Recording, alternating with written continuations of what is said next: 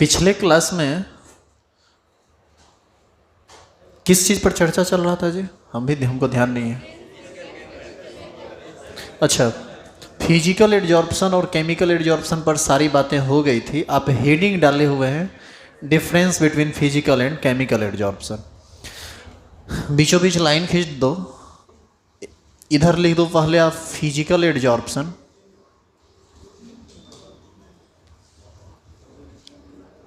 Physical adsorption, और इधर लिख दीजिए आप केमिकल एड्जॉर्प्शन।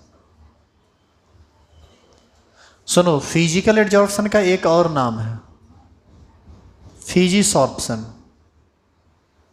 और इसको केमिसॉर्प्शन बोलते हैं।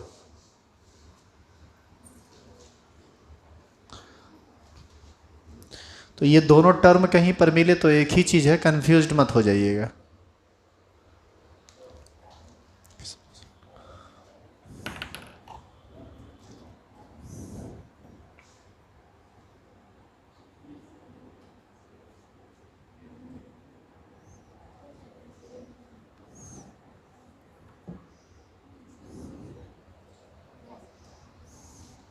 लिखिए पहला, molecules are held on the surface of. पहला अंतर लिखना है आपको फिजिकल एड्जॉर्प्शन में। लिखिए, आप पहले सुन लीजिए, आपको लिखने में थोड़ा आसानी होगा। आप याद कीजिए, आपको बताया गया था कि फिजिकल एड्जॉर्प्शन में वंडरवाल फोर्स ऑफ अट्रैक्शन, एक वीक फोर्स ऑफ अट्रैक्शन के द्वारा चीज़ें आपस में जुड़ती हैं, जबकि केमिकल एड्जॉर्प्शन में केमिकल बॉन्ड फॉर्मेशन के द्वारा जुड़ता है, जिसके कारण वह काफ़ी स्ट्रांग होता है। तो हम फिजिकल एड्जॉर्प्शन में लिखने वाले हैं कि molecules are held on the surface of adsorbent by van der Waals force of attraction, and in chemical adsorption molecules are held on the surface of adsorbent by chemical bond formation. क्या कोई दिक्कत है इसमें? ये इसका पहला अंतर है, लिखेंगे। लिखिए, फिजिकल एड्जॉर्प्शन में molecules are held on the surface of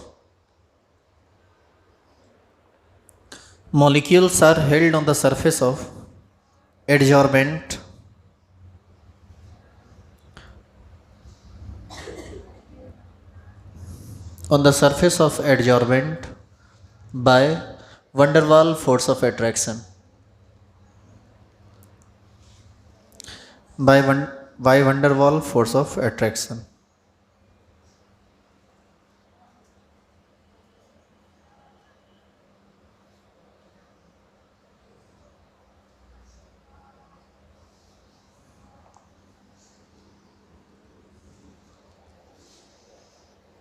इधर लिखिए, पहला में केमिकल एड्जॉर्प्शन का पहला लिखिए, molecules are held on the surface of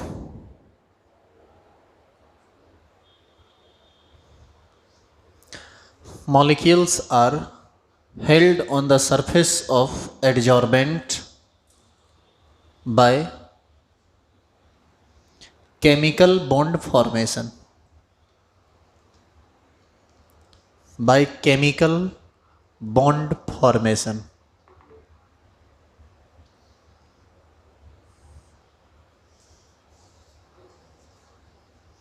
दूसरा अंतर सुनिए। आपको याद है फिजिकल एड्जॉर्प्शन का एक्टिवेशन एनर्जी काफ़ी कम होता था और केमिकल का बहुत अधिक होता था। लिखेंगे, value of activation energy is very low. Value of activation energy is very low, bracket में लिख दीजिएगा 20 to 40 जूल। 20 to 40, 20 से 40 जूल के रेंज में रहता है ये। Value of activation energy is very low for physical adsorption, और उधर लिखिए value of activation energy is very high. Value of activation energy is very high, bracket में लिख दो 40 to 400 joule, is very high for chemical adsorption.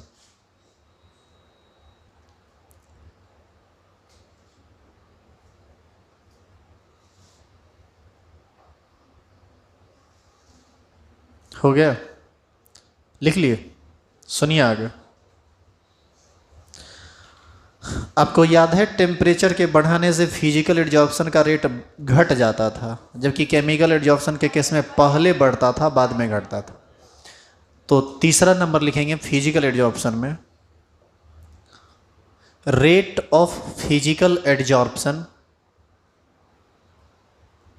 Rate of physical adsorption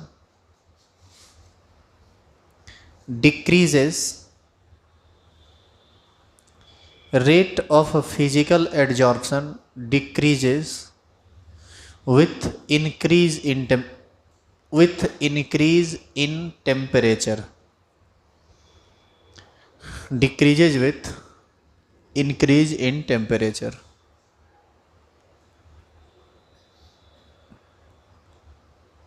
उसमें लिखेंगे किसमें, chemical adsorption में, rate of chemical adsorption, rate of chemical adsorption first increases and then decreases, rate of chemical adsorption first increases and then decreases with increase in temperature, with increase in temperature।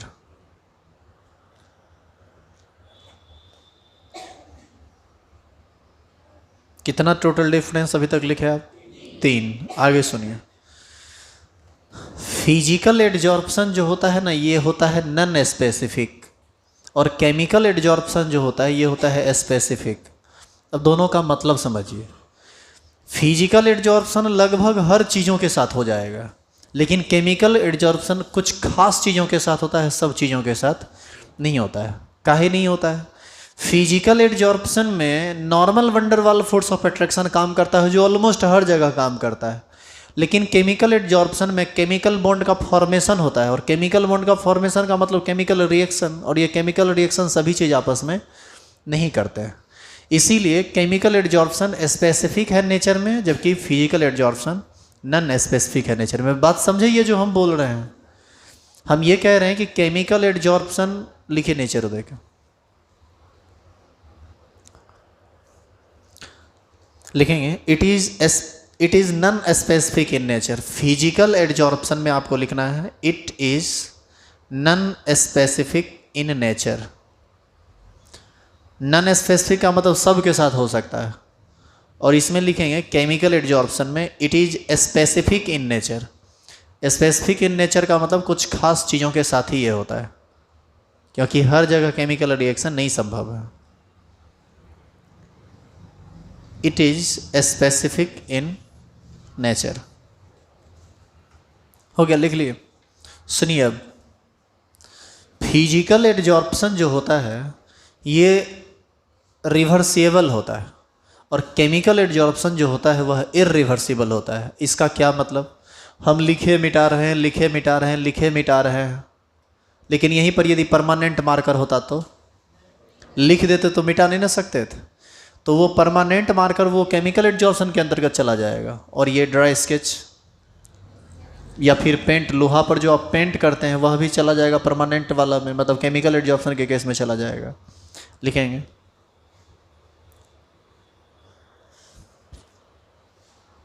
It is irreversible in nature. अरे sorry, it is reversible in nature. Physical adsorption में लिखना है it is reversible in nature. It is reversible in nature. उधर लिखिए chemical adsorption में it is irreversible in nature.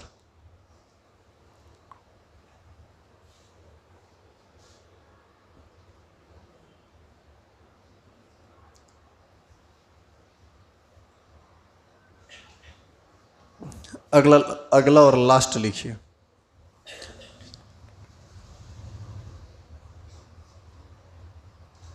किसमें? Physical adsorption लिख रहे हैं ना, लिखेंगे it is in multi layer, it is in multi layer, it is in multi layer. Chemical adsorption में लिखेंगे it is in monolayer, it is in monolayer. यह भी एक बेहद समझने वाला बात है, इसको समझिए थोड़ा। हम जैसे यहाँ पर बोर्ड पर लिख रहे हैं तो इस केमिकल पर फिर केमिकल लिख दें, फिर केमिकल लिख दें, फिर केमिकल लिख दें, कितनों बार लिखते रहें, इसको मिटा दें मिट जाएगा। एक लेयर चढ़ा, फिर दूसरा लेयर चढ़ा, फिर तीसरा लेयर चढ़ा, चौथा लेयर चढ़ा, हर लेयर फिजिकल एडजॉर्प्शन ही है। लेकिन केमिकल एडजॉर्प्शन में केवल एक ही लेयर होता है। जैसे एक एग्जांपल से इसको सटीक आप समझ सकते हैं। जैसे किसी लोहा में हमको पेंट करना है, आयरन में पेंट करना है, तो हम बढ़िया से स्ट्रेस मार दिए, पूरा का पूरा आयरन का सरफेस हमको दिख रहा है, और फिर क्या किए, उसको हम पेंट कर दिए। पेंट करने के बाद 2-3 दिन छोड़ दिए, वो आराम से सूख गया होगा। अब आप फिर से उसको पेंट कीजिए, तो दोबारा जब आप पेंट करेंगे तो वो पेंट आयरन पर करेंगे या पेंट पर पेंट करेंगे? पेंट पर पेंट करेंगे। मतलब पेंट पर जो पेंट हो रहा है ना, वह कंप्लीटली केमिकल नहीं है, वह किस टाइप का आ जाएगा? वो फिजिकल आ जाएगा। इसीलिए एक पेंट को सूखने के बाद जब दूसरा लेयर उस पर चढ़ाया जाता है तो आप देखते होंगे कि एक लेयर अपने आप धीरे धीरे जो होता है वो छूटने लगता है। अब चाहें तो उसको परत दर परत हटा दें। आप देखते होंगे अभी तो दिवाली का समय चल रहा है, डीपी दिवाली यही सब है अभी, तो साफ़ सफाई और रंगाई पुताई का काम खूब चलता है। खिड़की वगैरह को जब भी दोबारा कलर किया जाता है तो पहले श्रेष्ठ कागज़ से उसको बहुत बढ़िया से साफ़ किया जाता है, इसीलिए ताकि उसका लेयर ऊपर आ जाए, पेंट ढंग से काम करे।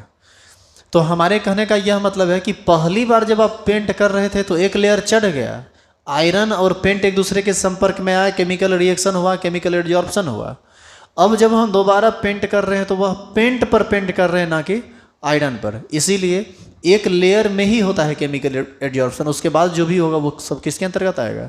फिजिकल एडजॉर्प्शन के अंतर्गत। तो ये एक विशेष अंतर था इसमें। एडजॉर्प्शन समाप्त हुआ। इस चैप्टर को 3 पार्ट में हम लोगों को पढ़ना है। एडजॉर्प्शन था किसमें? नहीं, प्रेशर का कुछ बात बोला गया था क्या? नहीं, प्रेशर का सेम इफेक्ट ही पड़ता है ऑलमोस्ट, इसीलिए वो अंतर नहीं हो, सिमिलरिटीज में आ जाएगा। सुनिए ध्यान से। तो एडजॉर्प्शन अब पूरी तरह से समाप्त हो गया है। इस चैप्टर को हम लोगों को 3 पार्ट में पढ़ना था।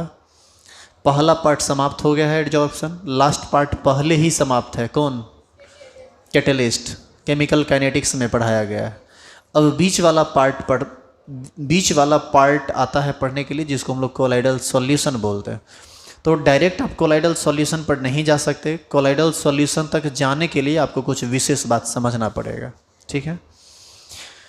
नीचे स्टार लगाइए और हेडिंग डालिए। तो हेडिंग क्या, उसमें कुछ लिखना पड़ेगा आपको। लिखिए, स्टार लगा के लिखिए। लिखिए, Thomas Graham's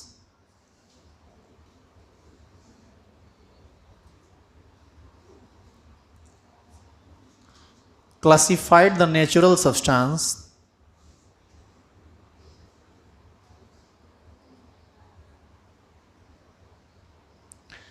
into 2 parts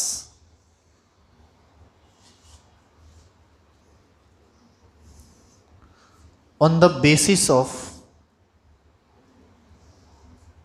diffusion through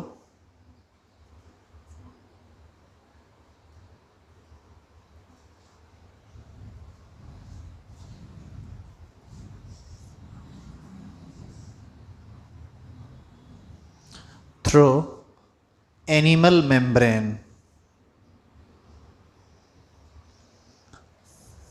क्या लिखा हुआ ये सब बाद में हम समझेंगे, पहले आप लिखिए। Thomas Graham's classified the natural substance into 2 parts on the basis of diffusion through animal membrane. पहला क्रिस्टेलॉइड्स और दूसरा कोलॉइड्स। 1 नंबर हेडिंग डालेंगे क्रिस्टेलॉइड्स। एक्चुअल में हम पहुंचना चाह रहे हैं कोलाइडल सॉल्यूशन पर, कि ये कोलाइडल सॉल्यूशन क्या होता है। तो उस पर तो हम डायरेक्ट जा नहीं सकते, उसके लिए हम कुछ पहले बेसिक बात आपको बताते हैं। थॉमस ग्राहम नाम के एक साइंटिस्ट ने नेचर में जितने भी सब्सटेंस हैं उसको कितने भागों में बांटा? 2 भागों में। एक को कहा क्रिस्टेलॉइड्स और एक को कहा कोलॉइड्स। अब इस नेचुरल सब्सटेंस को किस आधार पर उन्होंने बांटा 2 भागों में? On the basis of diffusion through animal membrane. अब इस बात को पहले समझिए, इसकी अपनी एक समझदारी है। हम लोगों के शरीर से गर्मी के दिन में पसीना निकलता है। पसीना के साथ साथ वो साल्टी होता है तो निश्चित रूप से NaCl टाइप का भी कुछ निकलता होगा। तो पसीना निकल रहा है, NaCl निकल रहा है, लेकिन क्या बिना स्किन के कटे हुए क्या ब्लड को निकलते आप देखें? यदि निकल रहा है तो चेक करवाइए, कुछ गड़बड़ी है तब। तो जब तक ये कटेगा नहीं तब तक ब्लड निकलेगा नहीं। यानी ब्लड, अच्छा ब्लड भी तो एक लिक्विड है और पसीना भी एक लिक्विड है, तो फिर पसीना कैसे निकल जाता है, ब्लड क्यों रह जाता है? इसका मतलब है कि कोई ऐसा चीज़ है जो उसको सेपरेट कर रहा है, अंदर से उसको कोई है जो छन्ना के रूप में छान रहा है, फालतू चीज़ों को बाहर कर रहा है, और जो काम का चीज़ है वो बॉडी के अंदर आता है। एक्चुअल में वह एक सेमी परमिएबल मेम्ब्रेन टाइप का चीज़ होता है जिसको हम एनिमल मेम्ब्रेन कहते हैं। बात समझ में आ रही है?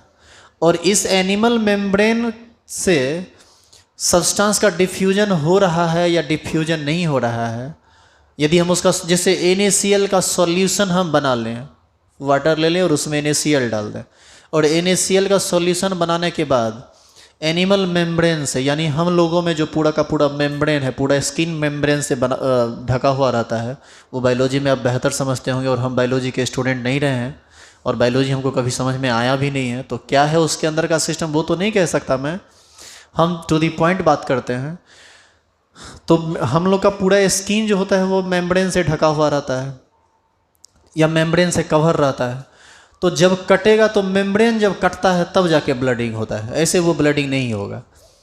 तो ये एनिमल मेम्ब्रेन से जो जिस सब्सटेंस का सॉल्यूशन डिफ्यूज कर गया, मतलब आर पार कर गया, वो एक अलग टाइप का सब्सटेंस कहलाया, और जो सब्सटेंस एनिमल मेम्ब्रेन से आर पार नहीं किया वह एक अलग टाइप का सब्सटेंस कहलाया। एक जो पार कर गया, जो आर पार कर गया जिसका सॉल्यूशन, वो कहलाया क्रिस्टेलॉइड्स, और वैसा सब्सटेंस जो आर पार नहीं किया वो कहलाया कोलॉइड्स। जैसे हमारे बॉडी के अंदर हेमोग्लोबिन है, प्रोटीन है, विटामिन है, कार्बोहाइड्रेट्स हैं, ये सब चीज़ आर पार नहीं करता है, और भी कई सेल्स हैं, ब्लड सेल्स, तो ये सब चीज़ आर पार नहीं करते हैं, लेकिन वाटर निकलता है, मतलब पसीना के रूप में, उसमें NaCl रहता है, वो सब टाइप का चीज़ निकलता है। तो इस आधार पर कुल कितना तरह का सब्सटेंस हुआ? 2 तरह का। वही बात अभी हम लिखे हैं, हम लिखें कि Thomas Graham's classified the natural substance into 2 parts on the basis of diffusion through animal membrane. Animal membrane से आर पार करता है या नहीं करता है, इस आधार पर सब्सटेंस कितने प्रकार का हुआ? 2 प्रकार का। एक पार करेगा, दूसरा पार नहीं करेगा। तो एक का नाम रखा गया क्रिस्टेलॉइड्स, दूसरे का नाम रखा गया कोलॉइड्स। पूरा लिख चुके हैं यहाँ तक? 1 नंबर हेडिंग डालिए, लिखिए क्रिस्टेलॉइड्स।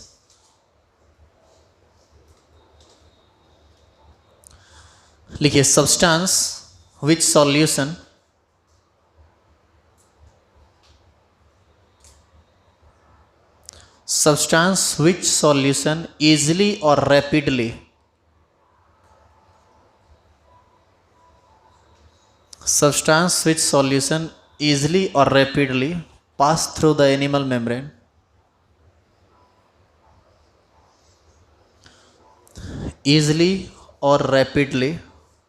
through the animal membrane is called crystalloid.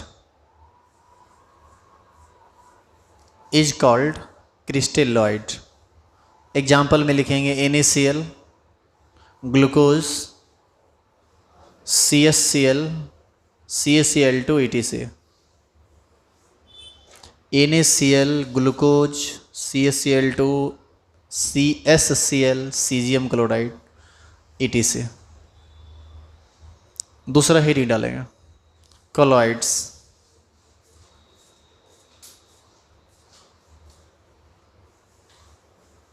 लिखिए substance which solution do not pass through the animal membrane.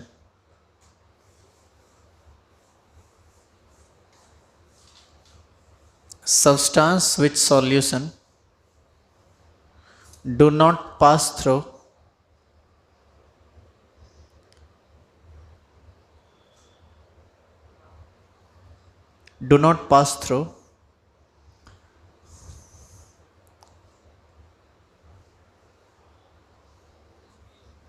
the animal membrane is called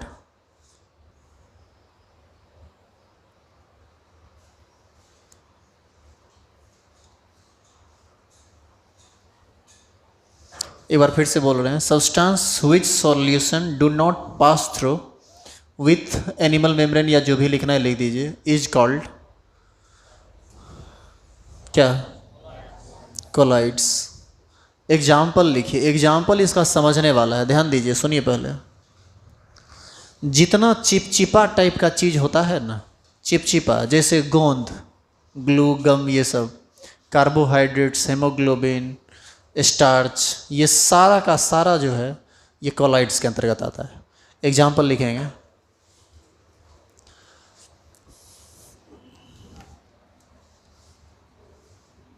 glue, गम, सब गोंद टाइप का चीज़ है ये।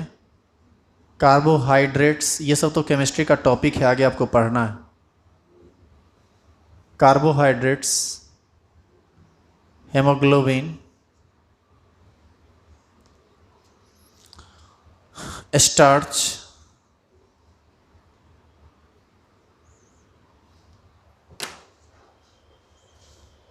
स्टार्च के बारे में आगे पढ़ोगे बढ़िया से। एक टॉपिक है तुम लोगों को ऑर्गेनिक केमिस्ट्री में पढ़ना, बायोमोलिक्यूल्स। बायोलॉजी में भी पढ़ना है, बायोलॉजी में भी पढ़ना है बायोमोलिक्यूल्स, और केमिस्ट्री में भी पढ़ना है।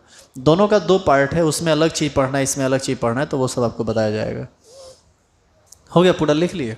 सुनिए अब, तो आपको ये समझ में आया कि क्रिस्टलॉइड किसको कहते हैं और कोलॉइड किसको कहते हैं। अब आगे सॉल्यूशन को फर्दर 3 भागों में तोड़ दिया गया। मतलब जितना तरह का सॉल्यूशन बन सकता है वो कितने तरह का बन सकता है? 3 तरह का। एक का नाम दिया गया सस्पेंशन, एक का नाम दिया गया कोलाइडल सॉल्यूशन, और एक का नाम दिया गया ट्रू सॉल्यूशन। अब सवाल ये पैदा होता है कि ये जो क्लासिफाइड किया गया है सॉल्यूशन, ये किस आधार पर किया गया है? ये इसका जो सॉल्यूशन का जो क्लासिफिकेशन हुआ है, ये जो 3 तरह का हुआ है, ये हुआ है on the basis of size of solute particles. Solute particles का साइज कैसा है, बड़ा है, छोटा है, या मीडियम साइज का है, इस आधार पर ये सॉल्यूशन कितने तरह के होते हैं? 3 तरह के। नीचे स्टार लगाइए और लिखिए, there are 3 types of solution on the basis of, there are 3 types of solution on the basis of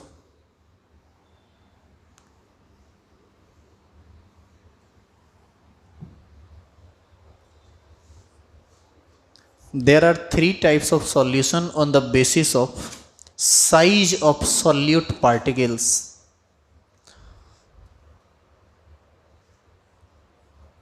On the basis of size of solute particles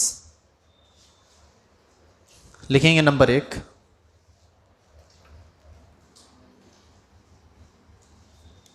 suspension. Number 2, colloidal solution.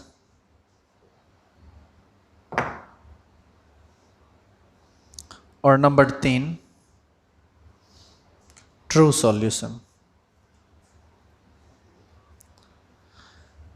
इस chapter का हमारा main part है कौन चीज? Collide. देखिए आ रहा है ना, धीरे धीरे आ गया ना सामने। सस्पेंशन एक बेहद छोटा चीज है, ट्रू सॉल्यूशन एक बेहद बड़ा चीज़ है जिसको हम ऑलरेडी ख़त्म कर चुके हैं। पूरा का पूरा सॉल्यूशन चैप्टर जो आप पढ़े हैं उसमें सिर्फ और सिर्फ किसके बारे में पढ़े हैं? ट्रू सॉल्यूशन के बारे में पढ़े हैं। आप पानी में कभी चीनी मिलाए, कभी नमक मिलाए, कभी HCl मिलाए, कभी NaOH मिलाए, यही सब ना काम किए हैं। वो सब ट्रू सॉल्यूशन का निर्माण करता है। तो मेनली हमको पढ़ना है कोलाइडल सॉल्यूशन के बारे में। अब सस्पेंशन, कोलाइडल सॉल्यूशन और ट्रू सॉल्यूशन के कुछ प्रॉपर्टी को सुन लीजिए आप सिर्फ अभी।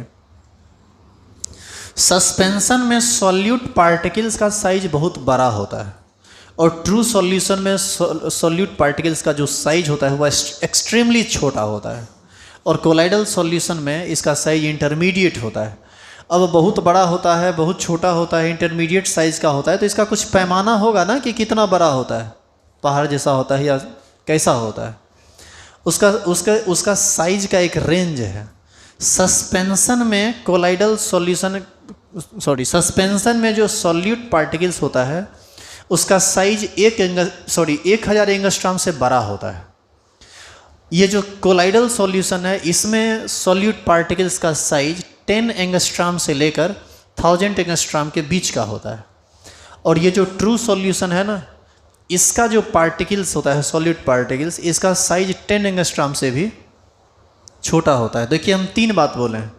10 एंगस्ट्रॉम से यदि छोटा है तो ट्रू सॉल्यूशन, 10 एंगस्ट्रॉम से बड़ा और 1000 एंगस्ट्रॉम से छोटा है या 1000 एंगस्ट्रॉम तक है तो वो क्या कहलाता है? Colloidal solution. और जो 1000 एंगस्ट्रॉम से ज़्यादा बड़ा है वो होता है सस्पेंशन। तो ये सस्पेंशन जो होता है ना वो वास्तव में सॉल्यूशन होता ही नहीं है। जैसे सस्पेंशन का हम एक एग्जांपल आपको देते हैं। एक ग्लास में आप पानी ले लीजिए और उसमें थोड़ा सा बालू मिला दीजिए, तो पानी और बालू का जो विलियन बनेगा, सॉल्यूशन बनेगा, वो एक्चुअल में सस्पेंशन है। आपको नहीं लगता कि वो बालू का नीचे जाके बैठ जाएगा? इसीलिए इस पर ज़्यादा वर्क हमको करना भी नहीं होता है, क्योंकि सस्पेंशन का मतलब ही है ऐसा सॉल्यूशन जिसमें सॉल्यूट पार्टिकल्स बहुत बड़ा हो और जो नीचे जाके बैठ जाए। नीचे जाके बैठ गया तो वो होमोजीनियस नहीं हुआ, वो हेट्रोजीनियस हो गया, क्योंकि सॉलिड पार्टिकल्स नीचे जाके बैठ गया है। ये एक ऐसा सॉल्यूशन होता है सस्पेंशन जिसमें ना सॉल्यूट पार्टिकल्स तुमको ऐसे दिखेगा, नॉर्मली खुली आंखों से आप उसको देख सकते हैं। तो यहाँ पर सॉलिड पार्टिकल्स नीचे जाके बैठा, तो इसके क्या है ना कि इसमें प्रॉपर्टी के आधार पर कई तरह का डिफरेंस होता है। हम सबको कंपैरिजन करके एक एक करके चेक करेंगे। इसमें सॉल्यूट पार्टिकल्स को नॉर्मल मेम्ब्रेन के द्वारा भी छाना जा सकता है, जबकि ट्रू सॉल्यूशन वगैरह में नॉर्मल मेम्ब्रेन के द्वारा आप उसको छान नहीं सकते हैं। तो आगे हमारा काम क्या है? सस्पेंशन को, कोलाइडल सॉल्यूशन को और ट्रू सॉल्यूशन को एक टेबल के अनुसार हम थोड़ा कंपैरिजन करके आपको बताएंगे कि इस सब का आपस में प्रॉपर्टी क्या है और ये प्रॉपर्टी कहाँ से आया। जब ये तीनों प्रॉपर्टी को क्लासीफाई कर लेंगे तब हमारा अगला टॉपिक, जो मेन टॉपिक है, वह स्टार्ट होगा, जिसका नाम है कोलाइडल सॉल्यूशन। लेकिन वो आज नहीं करेंगे, वो नेक्स्ट क्लास में करेंगे। Tell me pretty lies, look me in the face, tell me that you love me, even if it's fake.